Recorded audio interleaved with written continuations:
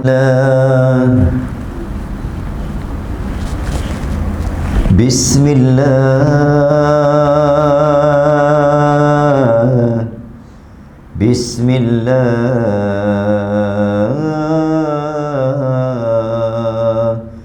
يا الله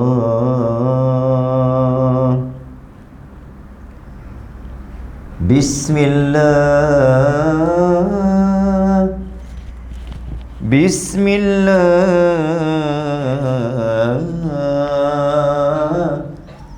بسم الله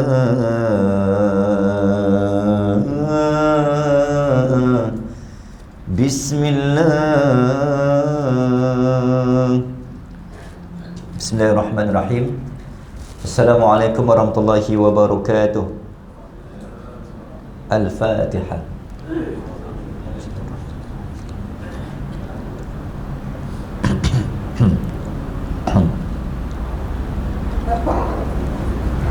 Bismillahirrahmanirrahim.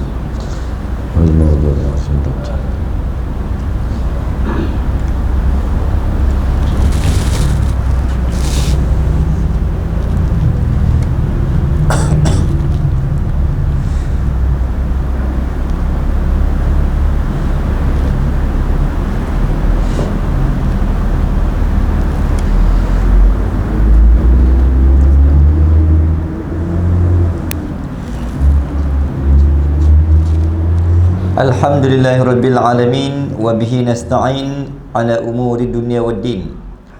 Wassalatu wassalamu ala asyrafil anbiya'i wal mursalin wa ala alihi wa sahbihi ajma'in. Alhamdulillah alhamdulillahilladzi khalaqal maut. Alhamdulillahilladzi khalaqal maut wal hayah liyabluwakum ayyukum ahsanu amala wa huwal azizul ghafur. Alhamdulillahilladzi khalaqal insan wa 'allamahul bayan. Wassalatu wassalamu ala sayyidil anam. Asyhadu an la ilaha illallah wa asyhadu anna Muhammadan 'abduhu wa rasuluh. Jazallahu anna sayyidina Muhammad sallallahu alaihi wasallam ma huwa ahlu. Jazallahu anna sayyidina Muhammad sallallahu alaihi wasallam ma huwa ahlu. Jazallahu anna sayyidina Muhammad sallallahu alaihi wasallam ma huwa ahlu. Nawaitul i'tikaf. Ya Allah, kami duduk seketika dalam rumahmu ini ya Allah untuk berfikir, bertafakkur, tadzakur, mengingati, merenungi dan bertadabbur serta menghayati ya Allah. Fi hadzal masjidi sunnatan lillahi ta'ala. Radina billahi rabba. Ya Allah, kami mengulangi ikrar dan aku janji kami, Engkau sebagai Tuhan kami ya Allah. Wa bil Islam dina.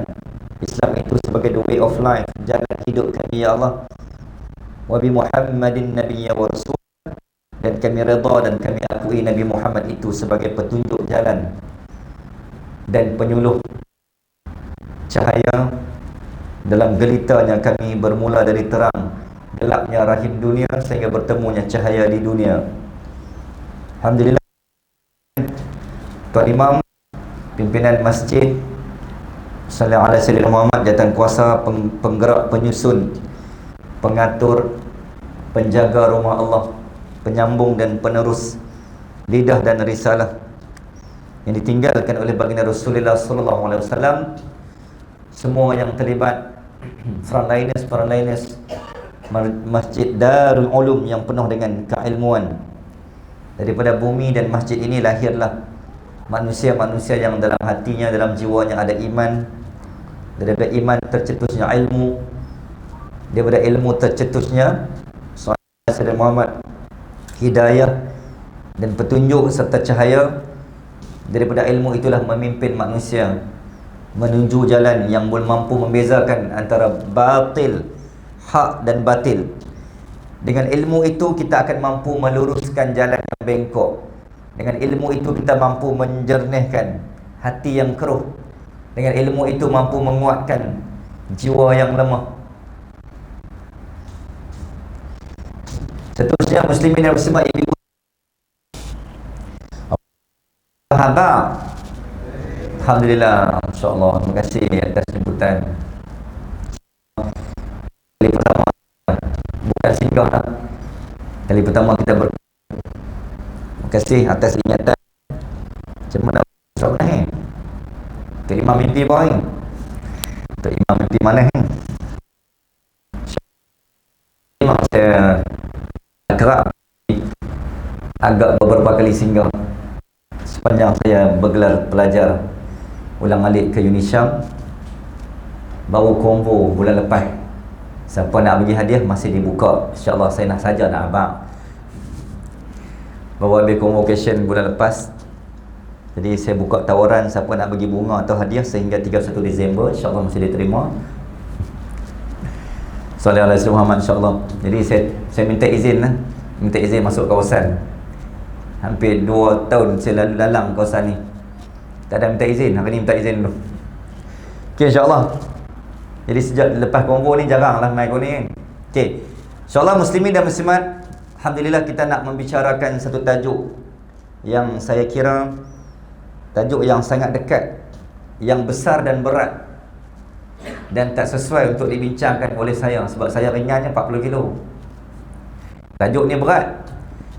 Bila kita sebut tentang kebangkitan yang dinanti, saya pun tak ingat saya bagi tajuk ke, mereka bagi tajuk.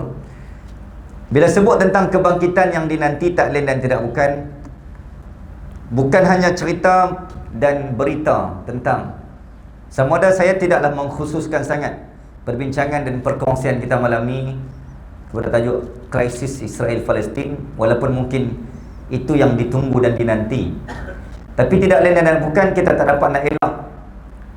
Sebab itulah antara yang paling besar yang sedang berlaku, dan mau tak mau kita kena ambil tahu. Sebab apa tuan-tuan? Sebab Nabi sebut kunci titik kiamat berlaku di Al-Falas, di bumi Palestin. Di Baitul Maqdis adalah titik tempat paling last sekali yang akan menjadi tempat perlindungan dan tempat naungan kita. Bola ketir ni akan hancur, lebur. Sallallahu alaihi wasallam.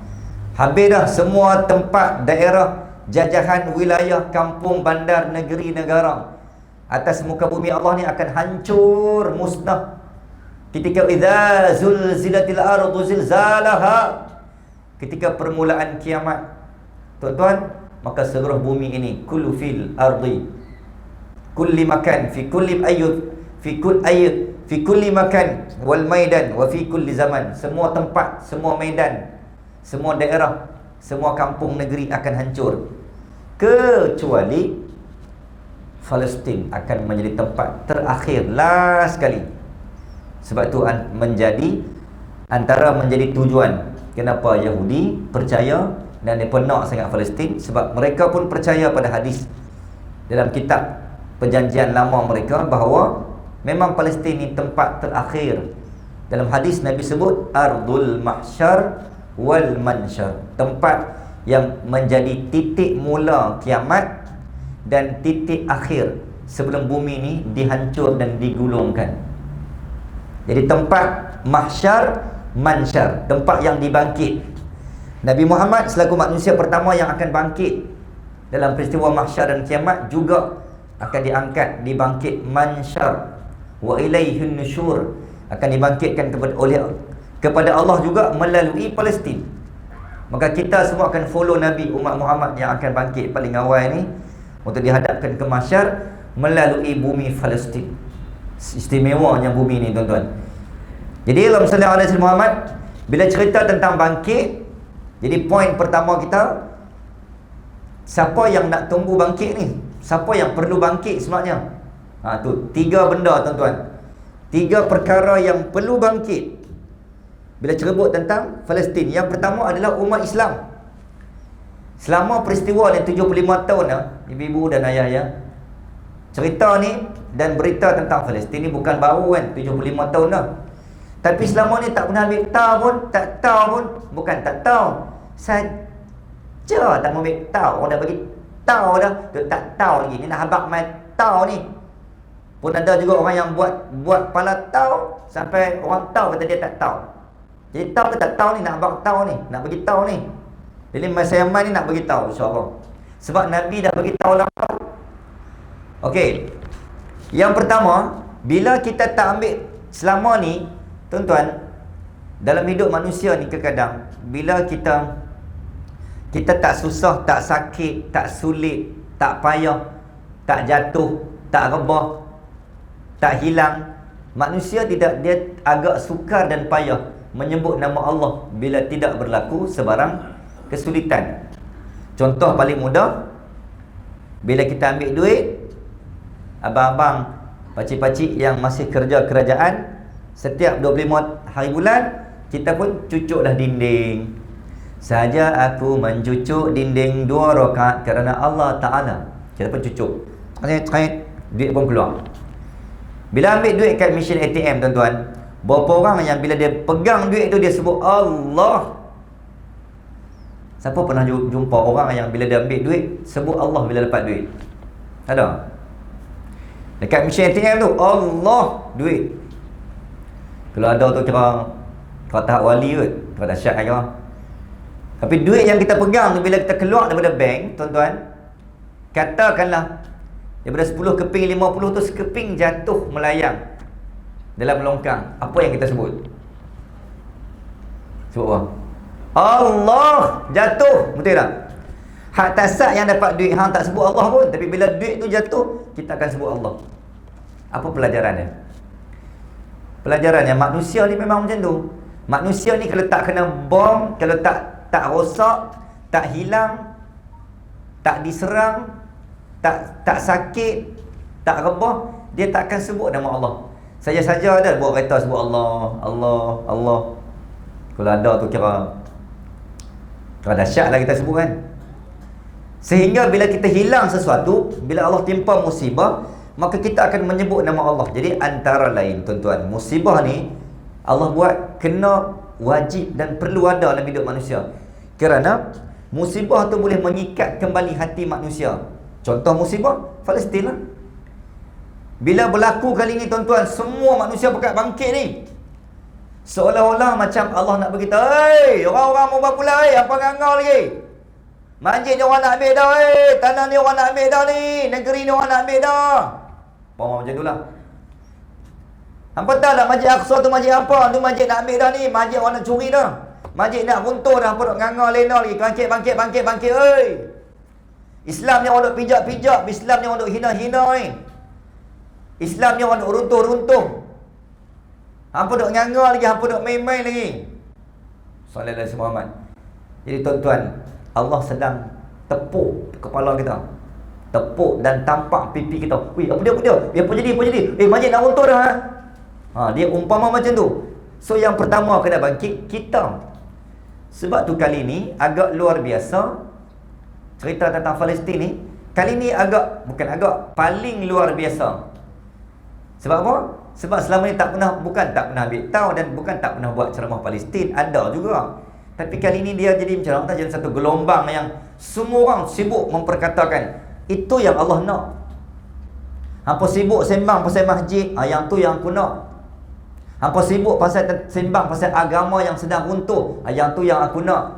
Hampa sedang sibuk tentang umat yang sedang diperlakukan oleh musuh, yang tu yang aku nak. Hampa sembang bab tu.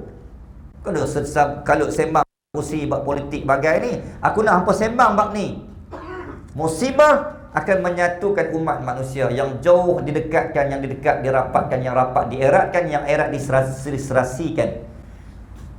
Maka musibah adalah satu rahmat untuk menyatukan manusia agar bangkit daripada lena. Ya ayyuhal muddaththir, ya ayyuhal muzammil, qumil layla illa qalila. Selepas surah Al-Alaq ada 2 surah yang Allah turun, dan surah tu ditujukan untuk orang yang lena. So kita lah yang duk lena lagi ni. Orang duk pijak, orang duk sepak Islam, sikit-sikit tanah Islam orang duk pergi ambil dah. Kita duk nganga, kita duk masih selesa di tempat kita, di zon selesa. Maka yang pertama perlu bangkit ialah umat Islam. Alhamdulillah ada tanda-tanda kebangkitan umat. baru nak ambil tahu apa yang ada dekat Palestin tu. Satu. Yang kedua, siapa yang kena bangkit? Yang kena bangkit adalah benteng. Yang kena bangkit adalah pemimpin yang menjadi, kita sebut, benteng pertahanan terakhir bila orang nak masuk. Umpama tentera, sultan-sultan, pemimpin-pemimpin harus menjadi benteng terakhir. Siapa nak masuk kawasan kampung kami? Mana? Umpama macam tu, tuan-tuan. Bayangkanlah andai katalah Yahudi mai malam ni. Tu dia. Boleh bagi contoh tu?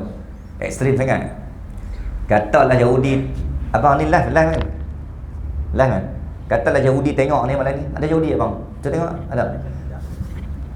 Kalau Yahudi masuk pelan-pelan seorang, oh, apa sembang usai kami ya? Oh, apa nak membawa usai kami Yahudi kata. Katalah Yahudi sampai malam ni. Tuan-tuan buat apa? A lari. Dia nampak yang A dah kan. B, tuan-tuan akan pegang Tok Imam, tolak Tok Imam pergi depan. Tok Imam dulu. Jadi apa Tok Imam dulu? Makmum duduk belakang kan. Nama apa Tok Imam? Tok Imam dulu lah. B, yang ketiga, semua pegang tangan ni membentuk satu barisan. Inilah barisan kita yang ikhlas berjuang menuju medan Yahudi. Yahudi mai mana hampa mai. Itu maksudnya. Maksudnya yang perlu bangkit ni pemimpin dan semua yang pegang hampa jangan biar seinci tanah ni pun Yahudi mai. Untuk pijak, bukan cakap rampas, pijak pun tak boleh. Jadi yang perlu bangkit ialah pemimpin yang perlu mempertahankan. Hang ada jawatan, hang jaga je Islam dengan jawatan. Seorang sultan jaga Islam dengan kesultanan dia. Seorang YB jaga Islam dengan kewaibiannya. Ayat baru, kewaibian. Seorang menteri jaga Islam dengan posisi kementeriannya. Seorang adun jaga Islam dengan posisi keadunannya. Seorang imam jaga Islam dengan keimamannya. Maksudnya siapa pun posisi kita, semua nak jaga agama ni. Tu, yang ni yang perlu bangkit. Dua. Dan yang ketiga yang perlu kebangkitan yang dinanti ni, tajuk kita tuan-tuan. Saya sebut, saya siap. Kebanyakan forum dan ceramah, tajuk ni kadang cukup syarat ya. Penceramah tu main sembang entah apa-apa. Tuan-tuan perasan tak? Saya kadang perasan juga. Ceramah forum ni buh tajuk tu sakan dah. Main penceramah sembang tajuk apa tu? Tak ada kaitan dengan tajuk. Saya siap je penganjur buah tajuk. Jadi saya sembang, saya siap sebelum saya terlupa, sebelum saya terbabas dan terhempas. Okey, so fokus pada tajuk ni, barulah tak sia-sia tajuk tu dibubuk. Okey, kalau tidak terus ada buah tajuk bebas. Kadang saya tengok dalam forum-forum kan, bukanlah nak kata siapa-siapa ni, tapi lebih kurang lah nak kata juga lah. Bila forum ni kadang tajuk tu besar lah, tapi kadang panel tak sembang pun buat tajuk tu. Bukan nak marah kat panel, maksudnya panel tu tak pandai bijaksana meletakkan, meraihkan idea penganjur. Boleh nak sembang, tak kisah, kita tidak menidakkan keilmuan guru-guru kita dalam panel tu kan. Cuma kalau nak sembang tajuk sendiri, habaq awal-awal kat penganjur, kami tak letak tajuk. Sebab sekali dijangka panel tak sembang pun tajuk tu, so tak jemput tajuk daripada awal-awal. Okey, tak apa tuan-tuan, itu hanya isu teknikal saja dan selingan. Okey, tuan-tuan dan puan-puan, kebangkitan yang dinanti ni, siapa yang perlu bangkit? Yang ketiga tuan-tuan, yang ni yang kita duk tunggu ni dan belum muncul sampai lah. Okey, saya ulang Yang pertama yang perlu bangkit kita. Jadi tuan-tuan buat program ni, ni kita sedang membangkitkan. Apa yang nak bangkit? Bangkit ruh jihad. والذين آمنوا والذين هاجروا والذين هاجروا وجاهدوا في سبيل الله. Semangat mempertahankan masjid, semangat membela tanah, semangat membela maruah. Ini yang nak bangkit. Mati dah perasaan sayang agama, hubbuddin, muhibbuddin. Sayang, sensitif, pantang tengok orang usik Nabi, orang usik agama, orang bakar Quran. Ni kita pantang. Yang ni yang kita nak bangkit, semangat ni, ruh sayang pada agama. Bismillahirrahmanirrahim. Ialah ini yang tak lupa lagi. iaitu pembela dan pembebas bumi Al-Aqsa. Jadi yang mungkin tuan-tuan pernah dengarkan bagaimana perkongsian saya. Tuan-tuan, Allahumma salli ala sayyidina Muhammad, ketika mana dalam siri peperangan pada zaman sebelum zaman Nabi, pada zaman Zulkarnain, tuan-tuan, saya nak sebut 4 fasa ni sebelum saya terlupa. Yang perlu bangkit ni, siapa yang telah bangkit mempertahankan agama ni, tuan-tuan, dan dia ada kaitan dengan bangsa kita. 4 siri peperangan dan ada 4 catatan rekod sejarah. Ni bukan dalil Quran sebab dia hanya sejarah. Yang pertama, pada zaman Zulkarnain, atuni zubarul hadid. Ketika Zulkarnain berjalan dari timur ke barat, barat ke timur, sehinggalah sampai satu ayat 88, 89, 90 sampai 93 fi suratul Kahfi, cerita tentang Zulkarnain sampai di antara dua pegunungan bukit. Sallallahu alaihi Muhammad, maka bertemu dengan satu puak, satu kaum yang sangat ganas, zalim. Maka Zulkarnain memberikan arahan agar dihimpunkan besi-besi, atuni zubarul hadid. Maka lahirlah surah Al-Hadid, untuk kita leburkan besi itu dan dicairkan dengan timah, membentuk satu tembok yang paling ampuh dan takkan lumpuh dan runtuh. Sehinggalah Allah izinkan akan keluarnya pada akhir zaman nanti Ya'juj wa Ma'juj. Persoalan, tuan-tuan, ada orang dalam tafsir ulama ni, pandangan ulama, dari manakah sumber besi itu yang diambil oleh Zulkarnain? Di dunia ni, tuan-tuan, dalam rekod dunia, satu-satunya pusat yang mempunyai dan lokasi tempat yang mempunyai tempat relau ni tempat proses meleburkan besi yang paling banyak dan paling besar di dunia. Kurang lebih dalam catatan rekod sejarah, dia ada 3,000 tempat kawah relau. Tempat, kalau tuan-tuan tahu kan, relau ni dia macam bulat dan tempat kita leburkan besi. Sallallahu alaihi Muhammad, lalu besi tu ditempa, barulah nak buat keris ke, nak buat tombak ke, pedang ke apa.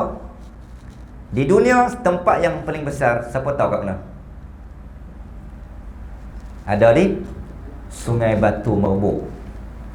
Maka di situ, tuan-tuan, ada pandangan bahawa apakah mungkin ketika zaman Zulkarnain ni, tuan-tuan, kerajaan Kedah Tua yang wujud sebelum zaman Nabi lahir, dan ketika Nabi lahir telah ada pedagang dan pesanan Nabi sampai di negeri kita. Tuan-tuan muslimin dan muslimat, kemungkinankah besi yang digunakan pakai itu, mungkinkah besi itu daripada kita? Satu. Yang kedua, pandangan dan kajian yang dibuat pada zaman Nabi pimpin perang Yarmouk di Jordan. Sallallahu alaihi Muhammad, tuan-tuan, besi yang digunakan pakai untuk menewaskan tentera salib, keris, tombak, mana-mana artileri, senjata yang di bumi Arab tak ada besi. Maka pandangan kedua, ini yang dikatakan antara sumbangan bangsa Melayu pada zaman Nabi. Dua. Yang ketiga, pada zaman Sallallahu alaihi wasallam Muhammad, Sultan Salahuddin Najmuddin Al-Ayub ketika membebaskan Al-Aqsa, sebab ada kesan tinggalan bangsa ukiran seni bina tanah Melayu ketika Islam menang Al-Aqsa 1187, ada ditemui bahan bukti kesan daripada tanah Melayu. Sallallahu alaihi Muhammad. Tiga. Dan yang keempat, pada zaman Sultan Muhammad Al-Fatih 1453. Empat catatan ni, tuan-tuan, kesemuanya berhubung kait dengan kerajaan negeri Kedah, negeriku. Nah, abang mai kata, tuan-tuan, "Oi, hampa jangan buat main-main dengan kami orang Kedah ni. Walaupun selalu kalah dengan JDT Piala Malaysia." Tak ada kaitan ha? Biar memang bola kami kalah, tapi bak besi see my level, okey? Hampa ada. Satu dunia ni, tuan-tuan, kita paling besar. Itu yang dikatakan ada cadangan, ada pandangan bahawa kita ni dah ada sumbangan ikatan dalam membebaskan 4 seri peperangan dan menyebabkan 4 zaman. Sebelum Nabi Muhammad, pada zaman Nabi, zaman Sultan Salahuddin, zaman Al-Fatih. Wih tuan-tuan, dahsyat tak dahsyat ni. Hubungan kesultanan kerajaan negeri Kedah dan zaman umat bangsa Melayu dari tanah Melayu sebelum wujudnya Empayar Melayu Melaka. Maksudnya apa tuan-tuan? Tok nenek kita lama dah bangkit. Generasi nenek moyang kita 1100 tahun mereka dah lama dah bangkit untuk mempertahankan Al-Aqsa dan membebaskan Al-Aqsa pada zaman Nabi dan zaman sebelum tu lagi. So kita, sebab tu dan membicarakan bab sejarah ni tuan-tuan, kita kena ambil tahu sungguh. Sebab di tempat dan di lokasi kita ada ditemui catatan yang telah dikebumikan ataupun catatan yang telah dipalsukan, dikuburkan, disembunyikan, agar umat tak tahu. Seorang Kedah kena ambil tahu, sebab kita ni memang bangsa hebat. Sallallahu Muhammad. Jadi mulai malam ni tuan-tuan balik update status, kita buat bangsa baru. Boleh? Ingat JDT je ada bangsa. Kami bodoh, kami bangsa Kedah, okey? Hang tengok elok. Hang tengok apa kata apa? See my level. See my leg lah bro. Aku bangsa Kedah. Boleh? Balik lagi, tukar semua nama-nama Facebook semua. Aku bangsa Kedah, ABK. Orang tak boleh buat apa-apa. Hampa buat leceh kat kami ya. Kami yang telah membantu Al-Aqsa memenang pada 1987 antaranya. Walaupun ada pandangan yang menafikan. Nak beritahu tuan-tuan, ni bukan cerita dongengan dan rekaan. Dan berdasarkan penemuan manusia-manusia yang lebih awal membuat kajian, memang ada catatan dan logiknya ada. Sebab pada zaman tu Allah tak buat tempat lain ada besi. Hanya kita saja untuk orang yang IC02. Jangan main-main tuan-tuan. Jadi kita menunggukan dan menantikan mana lagi orang Kedah yang perlu bangkit. Kita kena bangkit. Dan yang terakhir yang perlu bangkit ni tuan-tuan, yang tak bangkit-bangkit lagi, yang ni Allah tak izin, iaitulah pembebas dan penyelamat Al-Aqsa buat kali ketiga. Al-Aqsa dibebas 3 kali.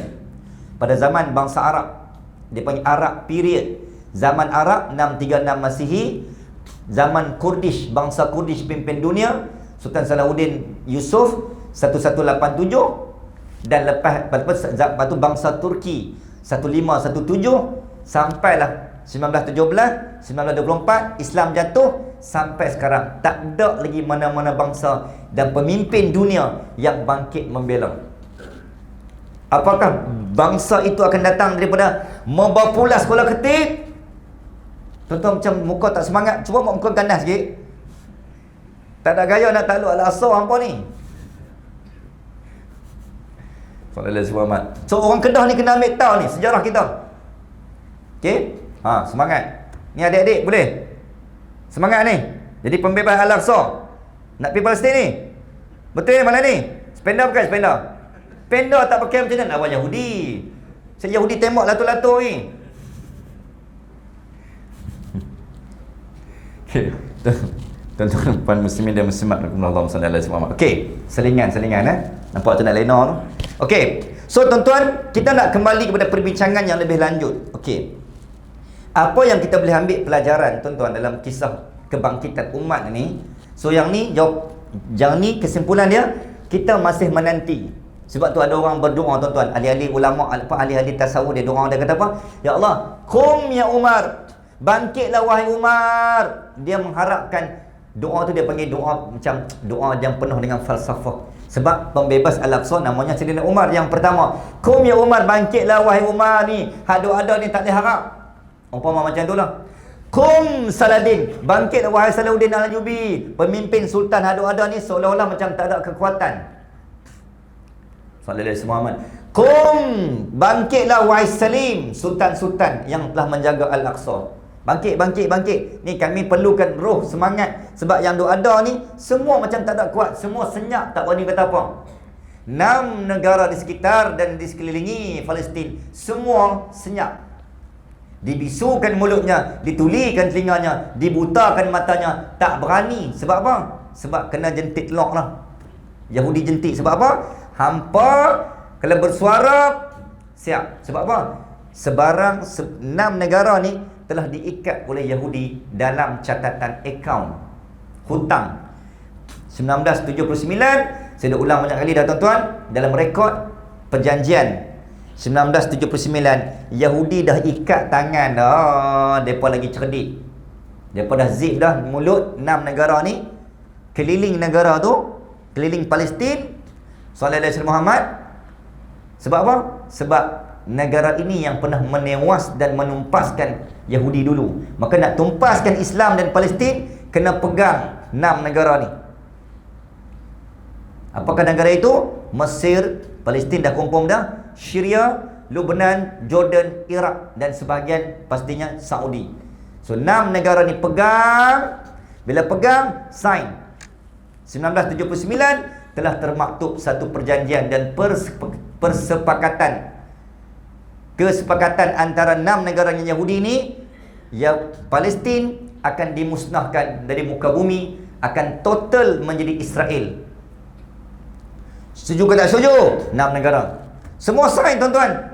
6 negara ni termasuk Saudi membelanjakan dan memberi bantuan 53.8 juta USD setahun kepada negara Mesir untuk mempersiapkan satu daerah, satu kampung penempatan rakyat Palestin yang diusir daripada utara ke selatan, selatan masuk ke sepanjang Rafah menjelang 2024. Itu dah ada dah planning dalam kertas kerja.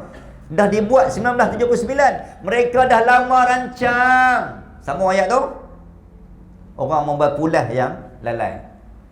Sebab apa? Sebab kita tak pernah ambil tahu.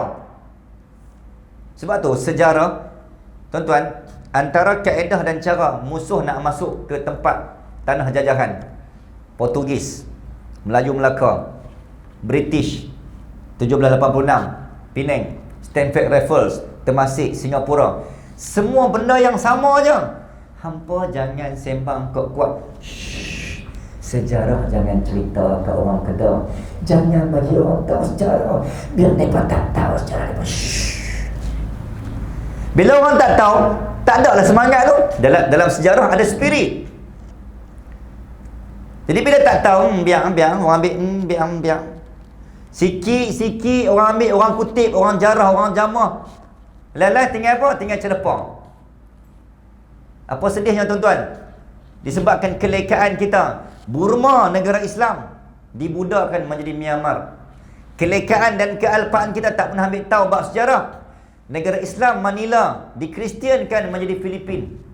Itu Raja Spain 1492 sallallahu alaihi Muhammad berpakat dengan Portugal. Okey, hampa ambil Melaka, kami ambil Filipin. Semua tu wilayah Islam. Patani, satu kerajaan besar tu kot. Thailand, kita punya. Dan negeri Kedah, jangan buat tak tahu. Tuan-tuan tahu tak? Ni, kerajaan Kedah tua ni starting kat mana? Wilayah kita. Wilayah kita bermula dari Pulau Bukit. Kat mana Pulau Bukit? Pulau Bukit itulah Phuket. Phuket tu kita punya maklum. Oh, lagi geram. Lah ni kalau pi kena cok kan immigration. Padahal itu kampung kita, kerajaan Kedah tua. Kalau tidaklah kerana kealpaan kita tuan-tuan, termakan hasutan, godaan, pengkhianat, siam dan seumpamanya, kita akan pi balik kampung kita hari ni, pi shopping kat Phuket tanpa perlu cok. Itu balik kampung. Kalau tidak kena sejarah kita tak tahu tuan-tuan. Siam ambil, akhirnya kita akan balik kampung kan. Phuket tu belah kampung kita. Balik shopping di Phuket, maklum oi, nak bak lagi. Tapi apa jadi? Dah masuk dalam wilayah negara Thailand. Sebab apa? Sebab tadilah. Sebab tak ambil tahu, baik pergi lah kot no. Jaga kampung kita je lah, tak suruh ambil tahu lah bab sejarah ni. Kutip. Temasek, negeri Islam. Akhirnya, boleh kat Singapura. So, artinya apa tuan-tuan? Atas semua keliling ambil. Macam tu lah Yahudi buat dekat Palestin. Okey, British hampa ambil, Iraq hampa ambil, sallallahu alaihi Muhammad. Sebab apa? Cara nak ambil ni, dia mesti jatuhkan sultan. Sebab tu Sultan Mahmud Melaka punca. Bukan Sultan Mahmud tu punca, tapi peristiwa daripada pengkhianatan. Akhirnya bila jatuhnya Sultan Mahmud, yang dikhianati oleh orang-orang bawah dia, tuan-tuan, orang-orang dekat dia. Jatuh sultan, habis empayar Melayu Melaka jatuh ke Portugis. Sama tak dengan Saudi? Negara Mekah, Hijaz, Madinah tu kita punya, dipegang oleh kerajaan Daulah Uthmaniyah. Jatuhnya Sultan Turki, British ambil. British ambil 3 negara: Mekah, Madinah, Iraq, Palestin dan sebahagian Transjordan. Jordan hari inilah. Boleh kat mandat. Dia panggil penyerahan mandat. Sebab apa? Sebab jatuh sultan. Perancis ambil Syria dan juga Mesir. Sehinggalah pada 1921, Sallallahu Alaihi Wasallam Muhammad, Mesir dan Syria jatuh dekat Perancis.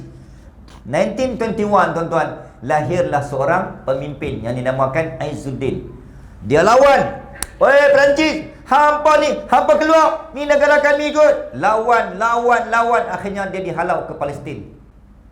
Lawan pula British. Wahai British, keluar. Macam mana Tok Janggut, apa lagi? Datuk Bahaman, Mak Kilau. Lagi? Belah-belah Moba Pulah ni ada tak yang hak pejuang-pejuang kemerdekaan ni? Mak apa? Mak Rempik, Mak Pik, Mak Hisap. Okay, itu kita ramai mak-mak macam tu kan. Mak Motor.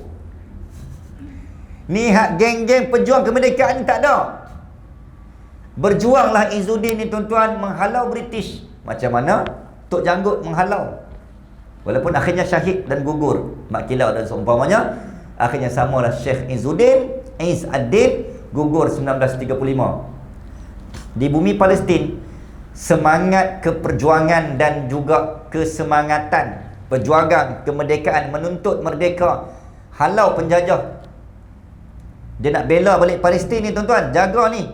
Sebab sultan dah tak ada. Waktu tu sultan dah, kebanyakan sultan telah bukanlah diyahudikan, masih Islam, tetapi orang kata apa, dibonekakan, tak ada kuasa dah. Sebab apa? Sebab termakan. Sebahagian sultan-sultan Yahudi bagi tawaran, nah 150 juta nak ambil kereta. Bukan kereta kancil, kereta Tesla Alif Tega. Tak ada kaitan. Ni tawaran yang diberikan oleh Yahudi ni, tuan-tuan, gelap mata. Muslimin dan Muslimat, bukan nak kata lah, kalau yang berhormat yang ada hari ni, bayangkan kalau musuh main. Wahai yang berhormat, katakan saja berapa yang berhormat mau. 1 juta. Small matter.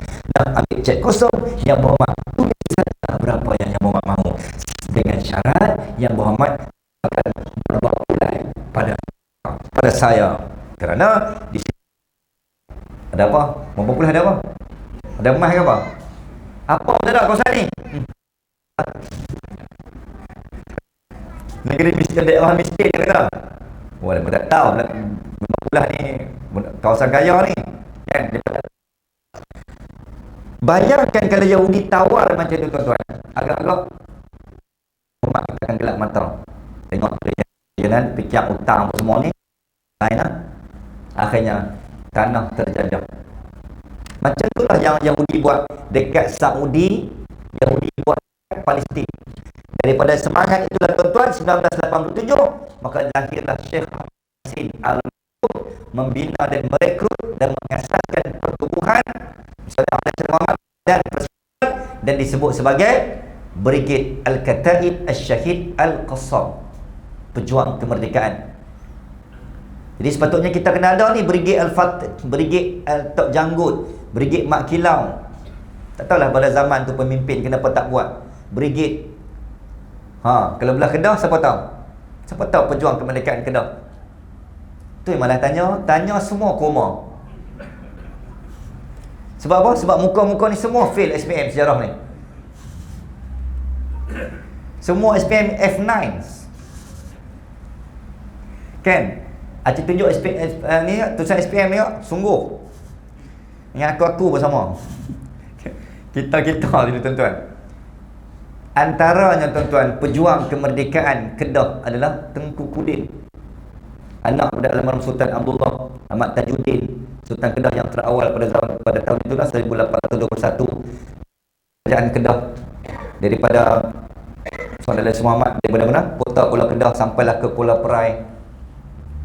Dan kebanyakan sultan-sultan Kedah yang bertarung tuan-tuan melawan dengan Siam terpaksa melarikan diri.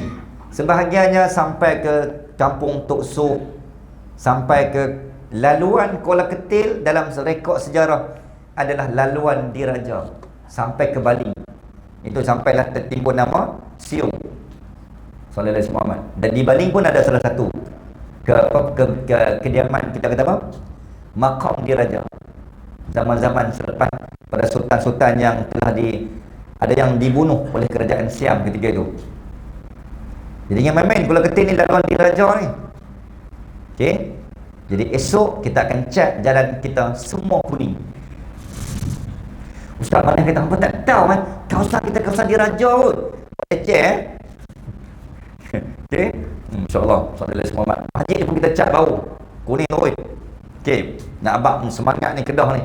Okey. Tuan-tuan, jadi itulah saya nak kaitkan cerita tentang bukan hanya yang perlu bangkit. Sebab kenapa saya mainkan argument Kedah ni?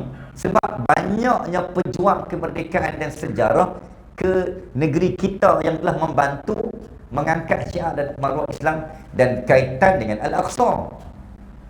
Jadi ini yang kita, itulah jawapan sebenar.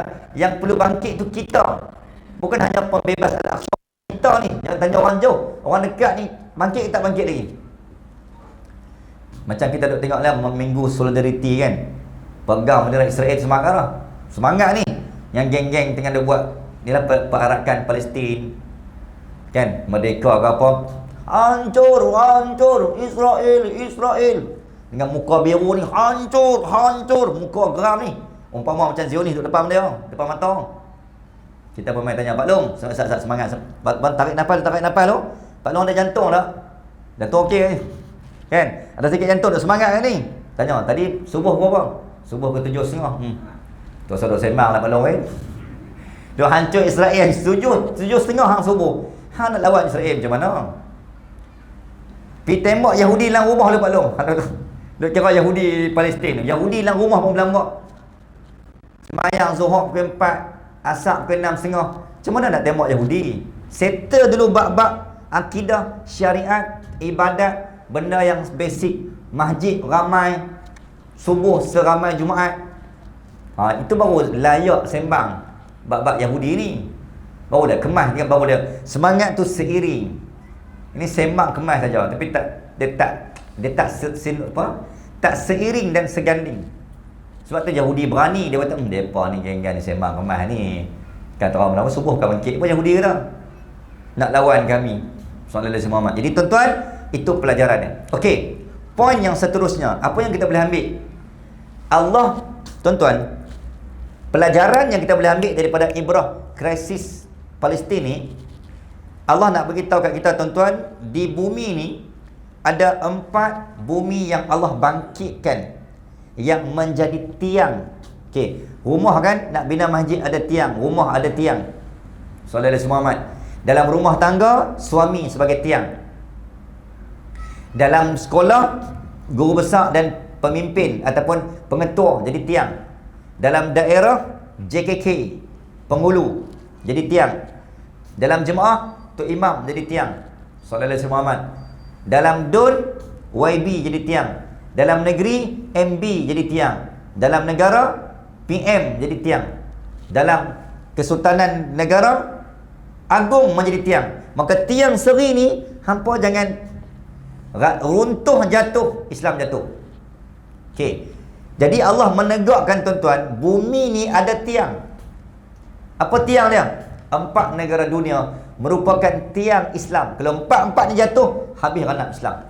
Apakah negara yang pertama? Yang pertama disebut dalam surah At-Tin. Wa hadzal baladil amin. Dan negara ini tanah yang diberkati, yang diamankan. Maka yang pertama adalah tulang belakang ataupun tiang Islam di dunia ni adalah Mekah dan Madinah. Dia panggil Darul Aman, negara yang diamankan. So Mekah tuan-tuan disebut dalam Quran wa hadzal baladil amin. negara yang aman, amna. So level negara yang aman adalah Mekah, Madinah. Sebab bumi kelahiran Nabi. Kalau peringkat dunia, kalau peringkat domestik tanah Melayu, negeri mana yang ada Darul Aman? Negeri apa? Jawab semua tuan-tuan. Oh dia Kedah. Tapi sayang, Kedah tak boleh masuk final JDT Pak Long pada muka. JDT pula Piala Malaysia. Semangat dah ni, semangat dah. So tahun depan kita ambil balik tuan-tuan. Okey, pastikan tahun depan Piala Malaysia Kedah final. Tak ada kaitan dengan ni Nak semangat, kena tahu ni. Patutnya cerita macam ni kena pergi cerita kat player-player Kedah FA tu, FC. Biar semangat sikit. Lawan tu kira buh tengkolok kat belah seluar lah kira. Main bola tu nak abang kata tengkolok pula, kerih. Semangat ni memperjuang bola juga. Semangat mempertahankan syiar. Okey. Maka yang pertama, Darul Aman Mekah Madinah, ini tiang. Satu. Yang kedua, sallallahu alaihi Muhammad. Bumi yang kedua disebut sebagai bumi Darul Barakah. Bumi yang diamankan, bumi yang diberkati.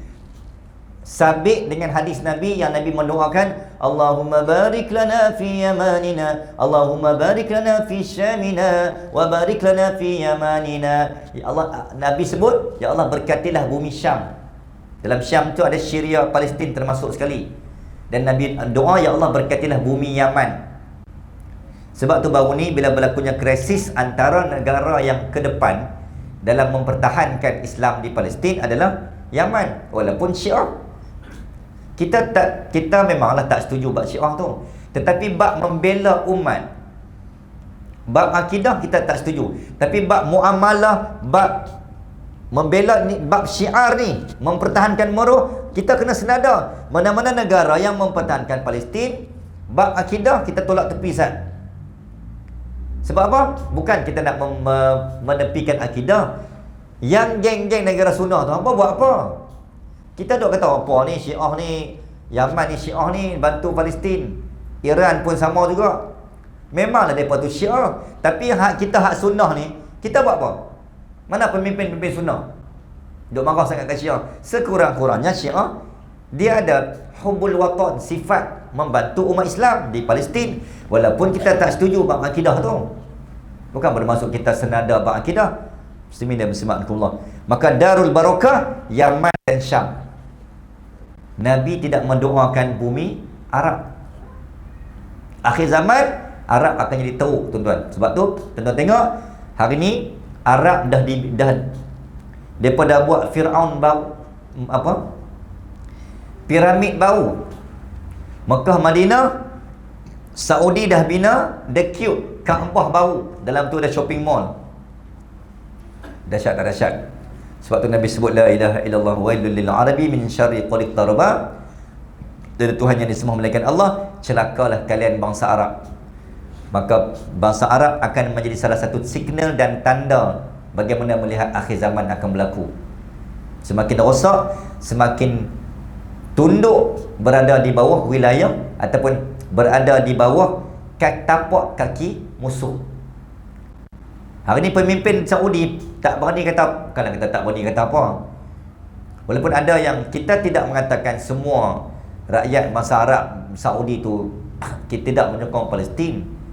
Kan? Siapalah kita untuk menafikan itu? Ada rakyat Saudi yang mungkin menyokong tapi tak berani. Sebab apa? Tuan-tuan tengok dalam berapa minggu bulan yang lalu, imam yang sebut pasal apa-apa tentang dasar kerajaan yang sangat bertentangan dengan agama, confirm kena tangkap dan dipenjarakan di bawah tanah. Imam Saudi, berapa orang dah kena? Dan kalau tuan-tuan jangan terkejut, pergi Mekah hari ni sallallahu alaihi Muhammad diharamkan pakai baju Palestin. Ni siapa nak pergi umrah ni? Yang lelaki. Free Palestin ke, tambah-tambah yang ada jamak senapang. Hang silap banyaklah tuan-tuan. Padahal kita kata pasal apa polis Saudi marah sangat, yang bengkok sangat pasal apa kan? Hang Islam kan? Bukan aku pilih pakai baju Palestin di depan Saudi, bukan Yahudi. Depan Yahudi Zionis kot lah. Dia kena tangkap. Ni pakai baju Palestin, pi Saudi, pi Mekah Madinah. Hello, excuse me, what's your problem? Apa masalah hang oleh polis Saudi?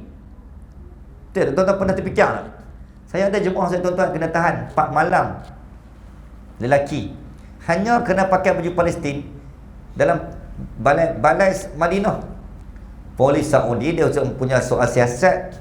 Bukan, Assalamualaikum, abang dia nak tanya pasal apa pakai baju Yahudi ni, pakai pasal apa, nak tanya Ustaz, cuba cerita Ustaz. Bukan macam tu cara dia. Apa pasal tak pakai? Macam tu cara dia. Pakai baju Palestin, hoi tuan-tuan, macam benda yang kita bawa bom. Yang kita tak faham, hang Islam kan? Hang pasal apa yang sensitif sangat dengan Palestin ni? Maka jawapannya pada tuan-tuan, jawapannya 1932. Yang ni kalau kita sebut ni dia macam sulit sikit lah. Ketika tertubuhnya negara Saudi, siapa yang merekrut polis Saudi? Dipanggil satu agensi di bawah Mossad, Intelligence Agency. Mossad ni bawah Yahudi lah. Dia panggil gerakan PMA, Brigade. PMA ni Private Military Academy, ditubuhkan 1932. Dan polis ni private military academy, ketenteraan polis. Dia macam GGK, Sallallahu Alaihi Muhammad, grup gerakan khas. GGK ni kira VAT 69 SB lah, di bawah Yahudi. Yang UTK, unit tindakan khas, yang mereka yang merekrut polis Saudi. Dan dalam arti kata yang lain tuan-tuan, polis Saudi adalah di bawah latihan dan pemantauan direct daripada polis Yahudi. Jadi kita tak terkejut, sebab apa yang dilayan pada kita oleh polis Saudi adalah arahan dan jelmaan polis Saudi, polis Yahudi. Sebab tu kita tak heran siapa yang tahu sejarah ni. Sebab tu kita kalau polis Saudi ni kalau buat kasar-kasar kat kita, seolah macam polis Zionis yang buat, cuma tinggal dia pun tak bawa senapang je. Jadi itulah Nabi sebut akhir zaman Sallallahu Alaihi Muhammad. Rupanya dah ada campur tangan dan campur tangan musuh Yahudi di tanah Saudi. Kalau kita bongkar lagi, dia panjang cerita lah ni, apa kaitan Yahudi dan Saudi, dan hubungan sangat rapat dan sangat dekat. Sebab tu tuan-tuan, kita mengharapkan Saudi lah bangkit mempertahankan. Sebab apa? Sebab muslimin dan muslimat rahimakumullah, sebab satu, sesama bangsa Arab, dan hampa antara negara yang paling kuat dan kaya militeri, ketenteraan, artileri di tanah Arab, antara yang dimiliki oleh Saudi. Tetapi kalau intelligence agency, SB, militeri, kita sebut polis dunia lah, polis military and intelligence precinct dunia tuan-tuan, world number 1, siapa tahu siapa pasukan negara mana yang memiliki ejen precinct polis ketenteraan dunia nombor 1 dalam ranking? Siapa boleh tengok? Mungkin kita sebut US lah kan? Tak US, Yahudi, dua tu lah. Tapi dalam catatan tuan-tuan adalah dari Pakistan, CIA. Kalau US dia ada FBI, CIA kan, ejen precinct, ejen SB dia lah, Sallallahu Alaihi Muhammad. Maka Pakistan memiliki antara top 5 dunia, pernah memiliki ranking nombor 1 mengatasi US. Jadi kita fikir, negara-negara Islam kenapa tidak menghantar pasukan ini? Hampa ada kan militeri, hampa ada drone ababil, drone yang tercanggih dunia lah. Cuba gabung, kita fikir logik ni, logik tuan-tuan. Saya nak mengkaji bab ni kan, Pakistan, Turki, Saudi. Jadi 3 negara ni jadi hampa kalau gabung ni, dah lama dah hancur Israel tu. Sebab bangsa Arab 300 juta tuan-tuan, bangsa Arab 300 juta komuniti dan populasi. Kita ambil dah separuh lah Sallallahu Alaihi Muhammad, ataupun ambil 1/3, 100 juta. 100 juta tuan-tuan, kalau lawan yang Yahudi 7.5 juta je pun kan, dengan kekuatan tak campur dengan Pakistan dan Turki, antara negara yang top 5 memiliki sistem, kita kata pesawat tercanggih dunia lah dari segi bab-bab militeri ketenteraan ni. Tapi pasal apa benda tu tak jadi? Jadi hampa duk buat, duk membina aset ketentera ni bila nak guna ni? Kan? Waktu ni lah patutnya hampa tunjuk. Ni duk bina hanya untuk rekod. Oh, kami pesawat paling laju. Kami pesawat paling membuat mortar bom yang paling berat. Oh, duk bangga pada hanya ranking, tapi tak guna pun, tak ada sumbangan pada agama. Soalan dari Muhammad. So, tak tahulah tuan-tuan, kita nak cakap benda ni pun lebih kan mereka kata kita ni pula kan. Saya presiden negara ni dengar tak? Oh, ustaz cakap pandai ya. Okey. Tapi itulah kita sebagai rakyat bawahan ni, kita memikir kita tak ada kekuatan tu kan. Jadi Allah izinkan kalian negara-negara Islam ni ada kekuatan tu. Kenapa tidak untuk agama? Kalau tak rasa tak kuat, gabung 5 negara. Logik akal dia macam tu. Tapi mesti ada satu. Jawapannya 1979 tu lah. Dah diikat dah perjanjian. Yahudi kata, ketika kami masuk Palestin nanti, apa jangan kata apa. So, kebangkitan yang dinanti tak bangkit lah. Nak harap siapa? So, kita bangsa Kedah ni, walaupun kalah pada Malaysia tak apa, nak sebut juga. Okey, tak apalah, bab dunia kami kalah, kami bagi kat JDT. Tapi bab mempertahankan Aqsa kami menang. Patutnya macam tu jawapannya. Okey. So yang kedua Darul Barakah. Yang ketiga, tiang Islam ni yang kena jaga negara Iraq. Dia panggil Darul Fitan. Tempat yang paling banyak emas, kerajaan besar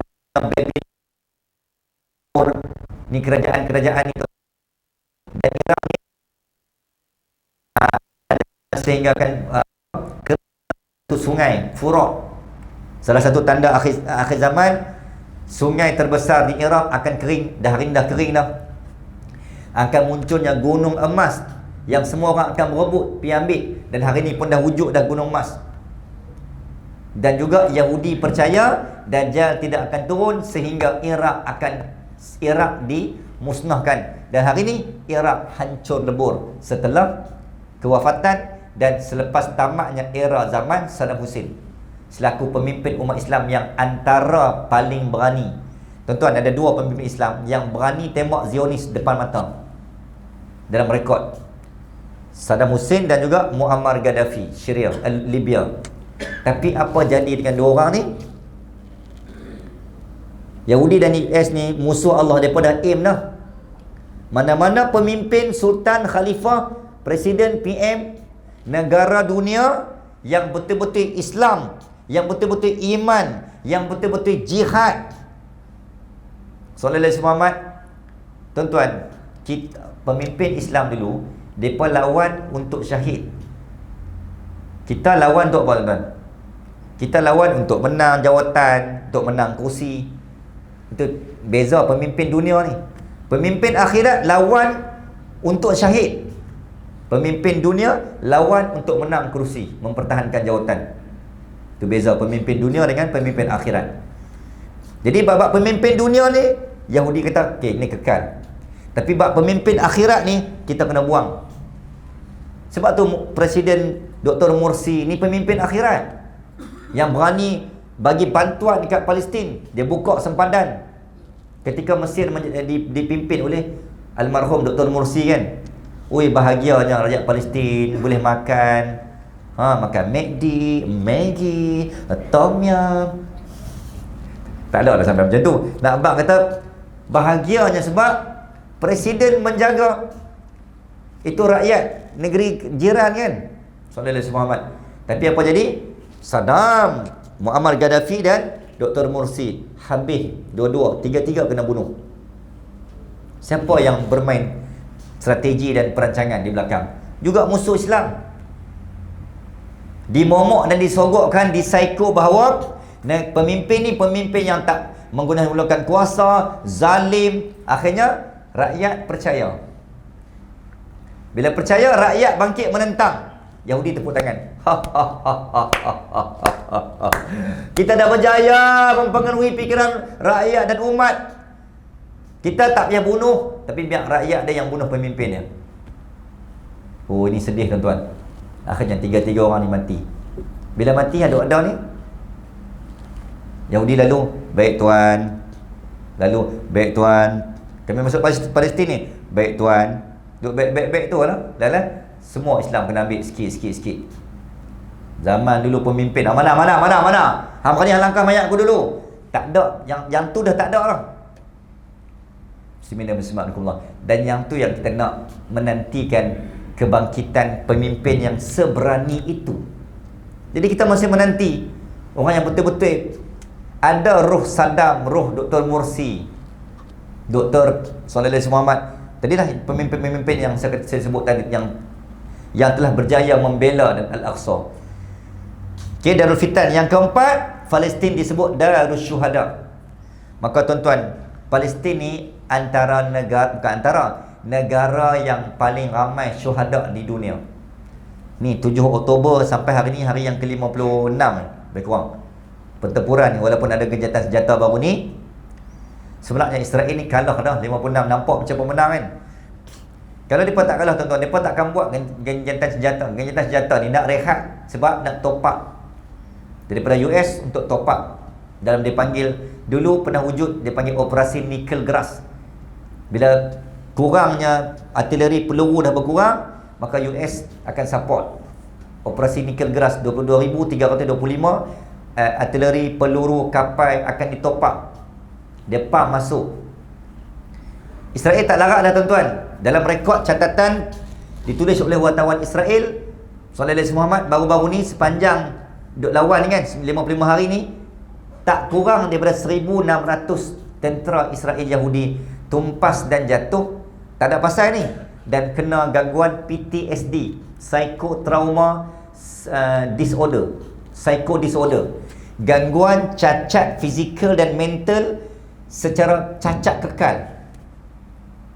Dia macam duk-duk bawa senjata nak perang, nak bunuh umat dan rakyat. Brigade Al-Qassam ni tiba-tiba jatuh, jadi macam stroke, jadi macam nak kata gila, tak gila.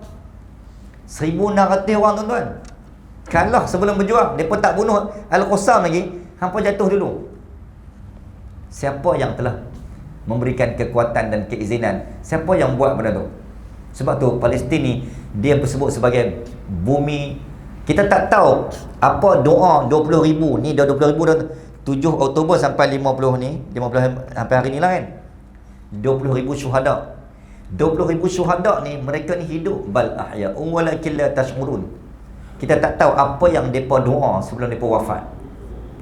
Jadi depa mendoakan kecelakaan, mati hanya jasad, roh tetap hidup. Maka saya yakin dan pasti doa inilah tuan-tuan yang telah menghancurkan Israel. Kalah sebelum berjuang. Allah hina mereka. Hampa nak sangat kan negara ni kan. Hampa tak tahu negara ni banyak hantu ni. Bukan hantu, maksudnya apa? Penuh dengan malaikat dan makhluk-makhluk gaib. Tu jatuh, sat-sat jatuh 1,600. Dan Yahudi tidak menyatakan berita ini dalam paper dia. Sebab apa? Sebab dia tak mau rakyat dia tahu. Oh, kalau upload tuan-tuan, kalah lah, jatuhlah maruah. Sebab apa? Hampa berjuta, Brigade Al-Qassam hanya 22,000. Hampa dah serang lama dah tuan-tuan. 75 tahun ni, sepatut logik akal, 75 tahun hampa serang, akal logik teorinya Al-Qassam jatuh lama dah. Sebab 22,000 nak lawan dengan 7.5 juta. Berapa juta campur tu, tak campur tentera-tentera US. Tuan-tuan, Al-Qassam sendiri dia lawan dengan ketumbukan tentera-tentera Al-Ahzab. Yahudi bergabung dengan Israel, NATO, UK, ni negeri-negeri Eropah ni semua bergabung menyokong Yahudi. Hak tengah ni hanya Brigade Al-Qassam seorang-seorang. Tiba-tiba hak ramai ni pam 75 tahun, hak ni maintain. Hak jatuh ni hak ramai ni. Tuan-tuan tak rasa apa? Apa keajaiban yang berlaku? Seolah-olah nak beritahu bahawa Brigade Al-Qassam dia berlawan dengan 10 pasukan dunia. Bukan berlawan dengan Yahudi sahaja. Sebab Yahudi bergabung. Brigade seorang-seorang ni. Jadi tentera Brigade Al-Qassam punya dahsyatnya, mereka bukan berlawan dengan jasad, tapi berlawan dengan roh. Kami berlawan dengan 10 kekuatan anggota tentera dunia. Apa rahsia kekuatan militeri yang dimiliki oleh sayap kanan? Tuan-tuan, di bawah Al-Qassam dia ada sub infanteri di bawah. Mungkin ada bekas-bekas tentera kat sini, mungkin faham lah bahasanya kan.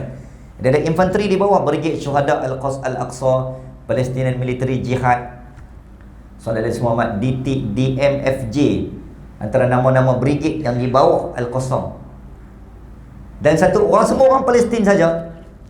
Mungkin adalah campuran bangsa Arab, kita tak tahu. Tapi nak beritahu bahawa Brigade Al-Qassam sedang bertempur dengan 10 kerajaan dunia, 10 militeri dunia, bukan satu.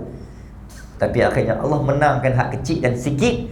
Ba'da al-Islam ghoriban wa saya'u kama bada Islam ghoriban fatuba ilal ghuraba. Nabi sebut Islam ni bermula dengan sikit dan dagang, dan kamu akan kembali seperti itu sebagaimana kamu bermula. Jadi Islam tidak melihat kepada kuantiti, tapi Islam melihat kepada kualiti. Sebab dalam setiap siri peperangan, Badar sampai Tabuk, mana ada perang yang kita ramai, yang kuantiti mengatasi musuh.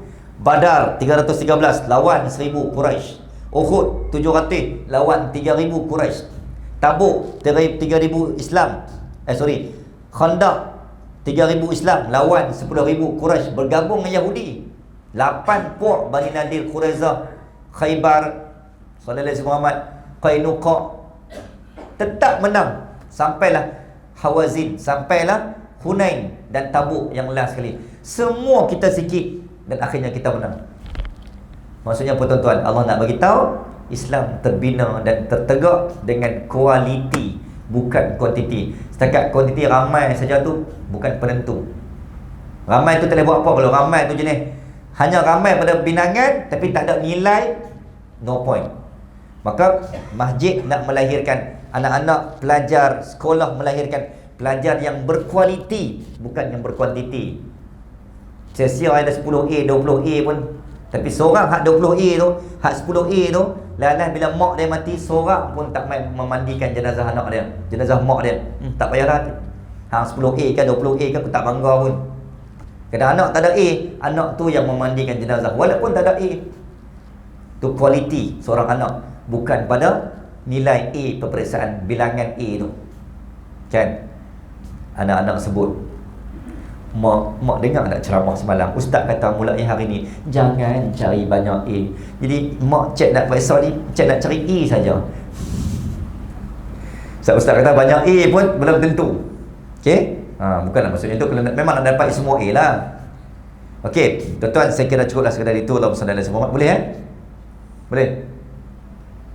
Lapang sini kan? Ni muka lapang sini ni.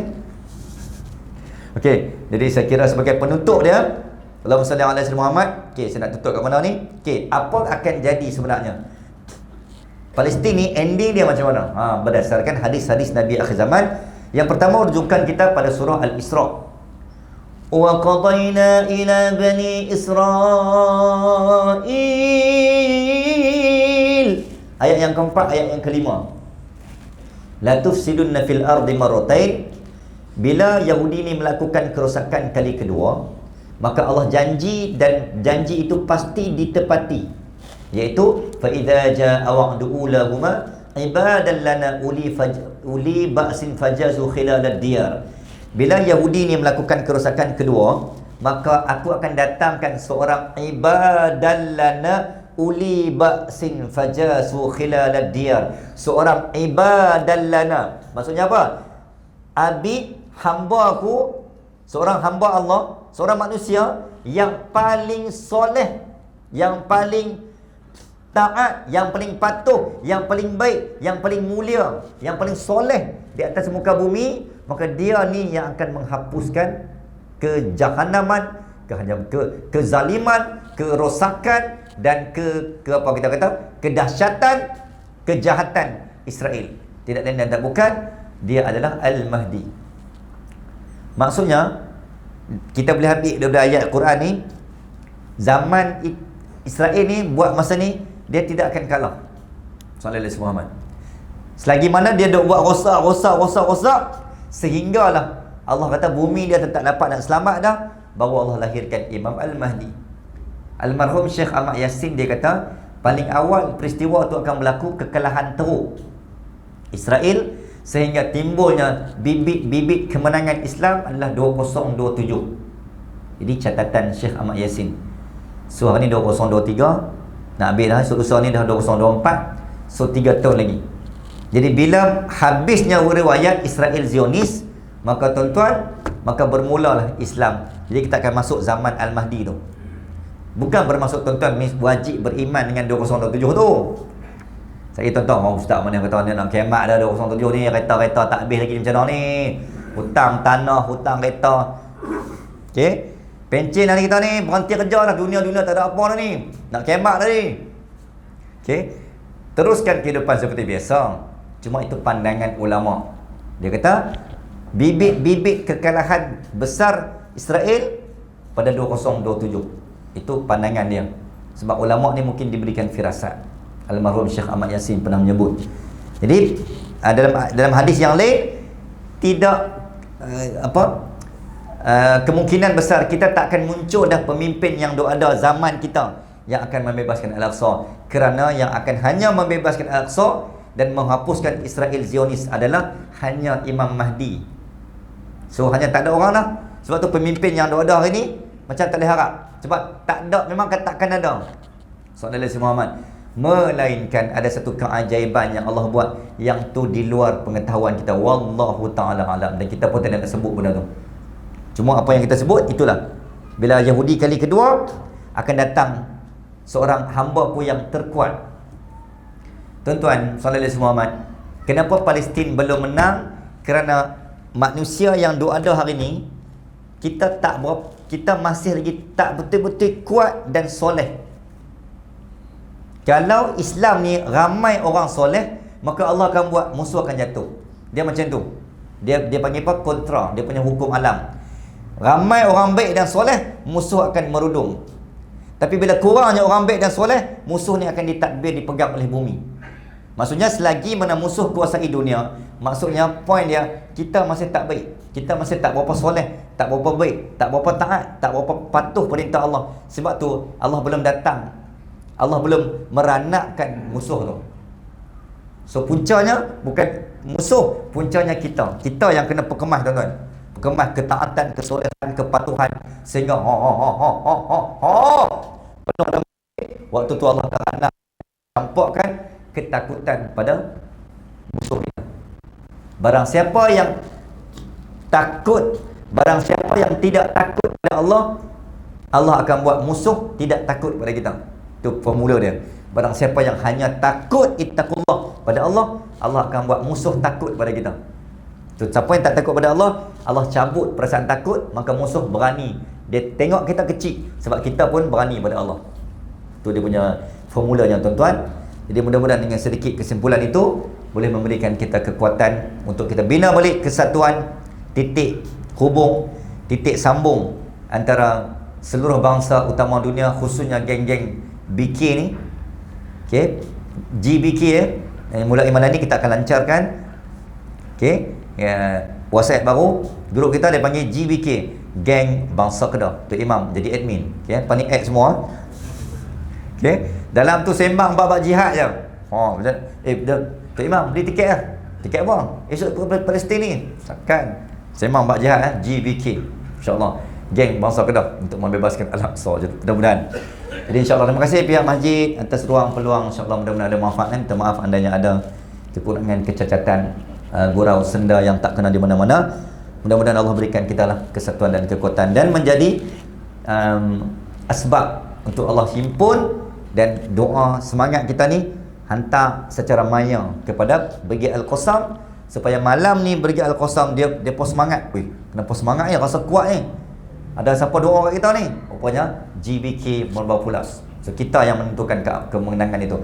Aku qauli hadza wa astaghfirullahal azim li wa lakum wa billahi taufiq wal hidayah. Wassalamualaikum warahmatullahi wabarakatuh. Taqabbalallahu minna wa minkum. Taqabbal ya karim.